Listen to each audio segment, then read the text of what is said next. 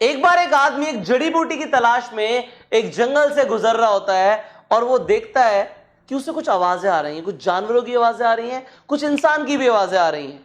तो वो देखता है कि जंगल के बीचों बीच में एक बड़ा सा कुआं है और उस कुएं के अंदर वो देखता है कि वहां पे 3 जानवर और एक इंसान फंसा हुआ है। सबसे पहले वो देखता है कि वहां पे एक शेर है। वो देखता है पास में एक रस्सी है और रस्सी के सहारे वो इन सबको बाहर निकाल सकता है एक एक करके। तो सबसे पहले वो क्या करता है कि वो शेर को बाहर निकालने की कोशिश करता है, पूरी जान लगा देता है। शेर भारी जरूर होता है पर वो शेर को बाहर निकाल देता है। अब शेर बाहर आता है और बोलता है, मेरा नाम शेर खान है और मैं इस जंगल का राजा हूं। तुम्हें कभी भी कोई जरूरत हो इस जंगल के अंदर तो एक बार तेज से पुकार देना शेर खान, और मैं तुम्हारी मदद करने आ जाऊंगा। और शेर वहां से चला जाता है। उसके बाद वो निकालता है बंदर को। वो बंदर को बाहर निकालता है तो बंदर कहता है, बहुत बहुत शुक्रिया, आप इस जंगल में आए हैं, आपका मैं आभारी हूं। मेरा नाम बाली है और कभी भी आपको मेरी जरूरत हो आप सिर्फ तेज से पुकारना बाली, और मैं आपकी मदद के लिए हाजिर हो जाऊंगा। उसके बाद वो सांप को निकालता है। वो सांप बहुत बड़ा सांप होता है और कोशिश करता है उस सांप को बाहर निकालने की, तो सांप भी बाहर निकल जाता है। और उसके बाद सांप बोलता है, मैं नागराज हूं, मैं नागों का, स्नेक्स का किंग हूं, और कभी भी तुम्हें मेरी जरूरत हो कहीं पर भी, इस जंगल के बाहर भी, तो मेरे पास जादुई ताकतें हैं। तुम सिर्फ मेरा नाम पुकारना और मैं वहां पे आ जाऊंगा। और ये कह के वो स्नेक भी वहां से चला जाता है, वो जो सांप होता है वो भी वहां से चला जाता है। पर तीनों ही जानवर एक बात कह के गए थे कि जो आदमी है उसे मत बचाना। उस आदमी के चक्कर में ही हम सब वहां पे फंस गए थे, उस आदमी को मत बचाना। पर वो इंसान जो होता है वो जानवरों की नहीं सुनता, वो उस आदमी को भी बाहर निकाल देता है। अब जब वो आदमी बाहर आता है तो बहुत शुक्रिया अदा करता है कि तुमने मेरी जान बचा ली, वो तो जानवर मेरे को खाने ही वाले थे पर मैं बच गया। अब मैं तुम्हें यह बताना चाहता हूं कि शहर के अंदर मेरी एक बहुत बड़ी दुकान है, मेरी बहुत बड़ी ज्वेलरी की दुकान है। कभी भी पैसों की जरूरत हो ना जिंदगी में, मेरे पास आ जाना, मैं तुम्हें बहुत पैसा दूंगा, तुमने मेरी जान बचाई। अब ये सब वो बोल देते हैं और सबके सब चले जाते हैं। वो मुसाफिर जो होता है, वो आदमी होता है, वो आगे निकल जाता है। अब 1 साल के बाद वो आदमी वापस लौटता हुआ आता है उस जंगल के अंदर। पर जब वो जंगल तक पहुंचता है तो उसे बहुत भूख लगती है। उसे भूख लगती है तो वो पुकारता है। उसे याद आ जाता है कि बाली जो बंदर था उसने बोला था कि कभी भी मेरी जरूरत हो बस मेरा नाम पुकारना, मैं वहां पे आ जाऊंगा। तो वो बोलता है, बाली बाली बाली। पूरे जंगल में जो उसकी आवाज हो जाती है वो गूंज जाती है, और वो गूंजती आवाज को बाली सुन लेता है, वहां पे पहुंच जाता है। बोलता है, बताइए मैं कैसे आपकी मदद कर सकता हूं। वो आदमी बोलता है, मुझे बहुत तेज भूख लग रही है, मुझे कुछ खाने के लिए चाहिए। तो जो बाली होता है, बंदर होता है, वो वहां से कुछ केले तोड़ के ले आता है, कुछ और फल ले आता है और उस आदमी को खिला देता है। आदमी कहता है, अब मेरी पूरी तरीके से भूख मिट चुकी है, पर मुझे अब कुछ पैसों की जरूरत है। मेरे घर में मेरी बेटी की शादी होनी है और मेरे पास सारे पैसे खर्च हो चुके हैं, मुझे पैसों की जरूरत है। तो कहते हैं, अगर तुझे पैसों की जरूरत है तो सिर्फ इस पूरे जंगल में एक ही ऐसा जानवर है जो तुम्हारी मदद कर सकता है, और वो है शेर खान। शेर खान इस जंगल में जो लोग आते हैं उन लोगों को खा जाता है, और उनके पास अगर कुछ ऐसी चमकदार चीज होती है तो रख लेता है। हो सकता है उसके पास कुछ गहने हो, कुछ ज्वेलरी हो, तो तुम्हें दे सकता है। तुमने उसकी मदद करी थी तो तुम्हारी हेल्प जरूर करेगा। तो वो आवाज लगाता है, शेर खान शेर खान शेर खान। और बाली कहता है, आवाज अगर उसने नहीं भी सुनी तो कोई फर्क नहीं पड़ता, आओ मैं तुम्हें शेर खान के पास ले जाता हूं।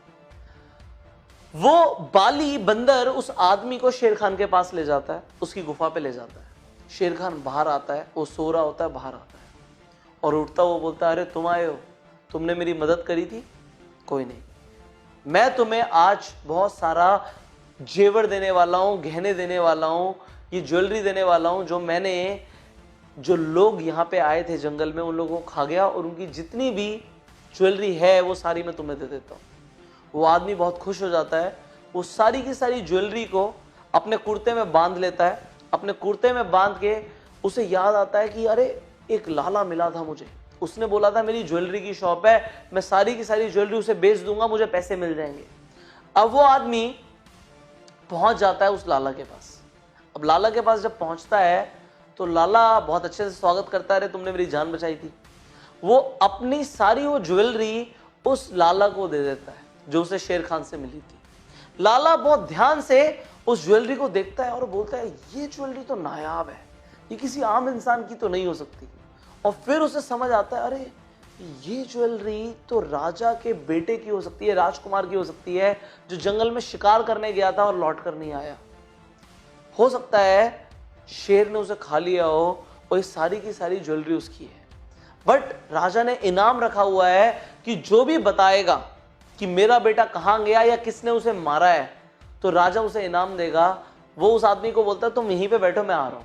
और वो जाके राज दरबार में बोल देता है मुझे आपके बेटे का हत्यारा मिल गया है, मुझे आपके बेटे का हत्यारा मिल गया है, और उसका सबूत ये है कि ये जो गहने हैं ये मेरे पास लेकर आया है बेचने के लिए, इसने मारा है आपके बेटे को और सारे गहने मेरे पास ले आया बेचने के लिए। तो उसे राजा की तरफ से एक बहुत बड़ा इनाम मिल जाता है। उसके बाद राजा उस आदमी को बंदी बना लेता है और उसे मौत की सजा सुना देता है कि अगले हफ्ते तुम्हें मौत की सजा मिलेगी। अब वो आदमी बहुत रोने लग जाता है, बहुत रोने लग जाता है। उसे कारागार में डाल देते हैं, उसे जेल में डाल देते हैं। वो बहुत रो रहा होता है, अंधेरा हो जाता है और पूर्णमासी की रात होती है। वो चांद पूरा निकला हुआ होता है, वो खिड़की से देख रहा होता है और फिर उसे याद आ जाता है कि नागराज ने बोला था कि कहीं पर भी तुम्हें मेरी जरूरत हो मैं आ जाऊंगा। वो मन ही मन पुकारता है नागराज को और नागराज उसके सामने प्रकट हो जाते हैं। अब वो पूरी की पूरी कहानी नागराज को सुना देता है कि मेरे साथ ऐसा हुआ है। नागराज बोलते हैं अब ऐसा है कि इस परिस्थिति से निकालने के लिए एक सॉल्यूशन है, एक उपाय है, वो मैं करने वाला हूं। मैं जाऊंगा यहां से और राजा की बीवी को डस लूंगा। राजा की बीवी को अगर मैं डस लूंगा तो मरेगी नहीं, बट इतनी बीमार पड़ जाएगी कि पूरे के पूरे राज्य में उसे कोई सही नहीं कर सकता सिवाय तुम्हारे। मैं तुम्हें ये पावर देके जा रहा हूं कि अगर तुमने राजा की बीवी के सर के ऊपर से हाथ फिरा दिया तो राजा की बीवी सही हो जाएगी। अब नागराज वहां से जाते हैं और राजा की बीवी को डस लेते हैं। अब राजा पूरे राज्य के अंदर एक घोषणा कर देता है कि जो मेरी बीवी को ठीक कर देगा उसे मैं ये दे दूंगा, एक छोटा सा महल दे दूंगा, उसे अमीर कर दूंगा, बट मेरी बीवी को ठीक कर दो। अब जो वो आदमी होता है जो कैदी बन चुका होता है, वो सिपाहियों को बोलता है कि राजा जी तक सिर्फ मेरा इतना मैसेज पहुंचा दो कि पूरे राज्य में उनकी बीवी को अगर कोई ठीक कर सकता है तो वो सिर्फ मैं हूं। उसकी बात राजा तक पहुंचाई जाती है।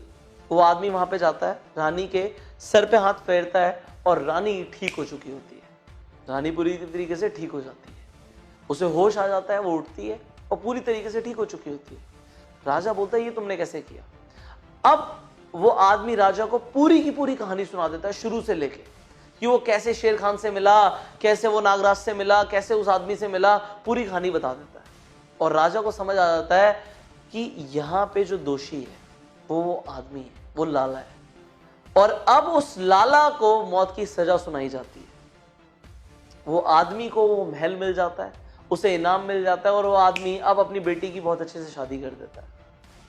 जिंदगी में एक चीज ध्यान रखना, ये जो मैंने स्टोरी आपको सुनाई है इसलिए सुनाई है कि लौट फिर के जो हमारे अच्छे कर्म होते हैं वो हमारे पास जरूर आते हैं। और अगर हम किसी का बुरा चाहते हैं तो वो हमारे पास मल्टीप्लाई होके आता है। अच्छा चाहते हैं तब भी मल्टीप्लाई होके आता है, अगर हम बुरा चाहते हैं तब भी मल्टीप्लाई होके आता है। आप जिंदगी में कभी भी शॉर्टकट मत ढूंढना कि मैं गलत रास्ते पे निकल जाऊंगा तो मुझे जल्दी कुछ मिल जाएगा। वो जल्दी आपका कल को कुछ बहुत बुरा कर सकता है। और अगर आप मेरी बात से एग्री करते हैं तो नीचे कमेंट करके बताइए कि हमें हमेशा सच का साथ देना चाहिए, हमेशा लोगों के साथ भला करना चाहिए और वो हमें मिलेगा जरूर। अब अगर आपको ये वीडियो अच्छी लगी तो जल्दी से लाइक कर दीजिए, शेयर कीजिए सो दैट और लोग भी इस तरीके से इंस्पायर हो पाए एंड जिंदगी में एक सही डायरेक्शन ले पाए। आप इस चैनल पे पहली बार आए हैं तो सब्सक्राइब कर लीजिए, नोटिफिकेशन बेल पे क्लिक कर दीजिए कि ऐसी आप वीडियोस मिस ना करें। इसके साथ साथ अगर आप अपने आप को बेहतर बनाना चाहते हैं, अपनी पर्सनालिटी को डेवलप करना चाहते हैं तो आपको कहीं जाने की जरूरत नहीं है। आप दुनिया का नंबर 1 पर्सनालिटी डेवलपमेंट कोर्स अपने घर पे बैठे बैठे ज्वाइन कर सकते हैं और अपने आप को बेहतर बना सकते हैं।